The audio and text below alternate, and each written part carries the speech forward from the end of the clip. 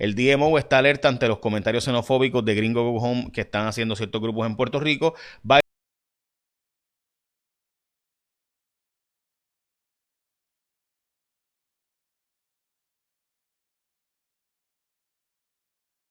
And so this process that we're seeing with the Fiscal Control Board and basically the takeover of Puerto Rican government and finances in Puerto Rico by legislators and these investment bankers is the direct result of the congressional doctrine of unincorporation, which holds that Puerto Rico is an unincorporated territory of the United States, which makes it, and I quote, foreign in a domestic sense to the United States.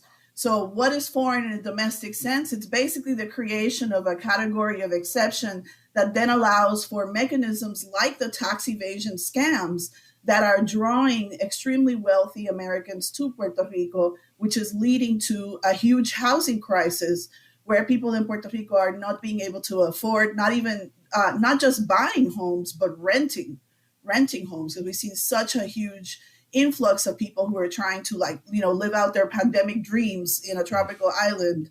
And so that has led to the literal displacement and takeover of communities in Puerto Rico because of this tax incentive that is based on the colonial exception of Puerto Rico as an unincorporated territory. But there's an additional element, which is that Puerto Ricans that have been living in Puerto Rico are also not eligible for those tax incentives. So it is very clearly a plan to replace the population of Puerto Rico by bringing in wealthy investors on the model, I think, of what happened in Hawaii more than a century ago, right? Where eventually Puerto Rico will be merely, the population of Puerto Rico will be merely in positions of servitude to wealthy investors and vacationers in Puerto Rico. That's the vision for so-called economic development in Puerto Rico, and it's a nightmare for anyone committed to continuing to see Puerto Rico, be full of Puerto Ricans, Puerto Rican culture.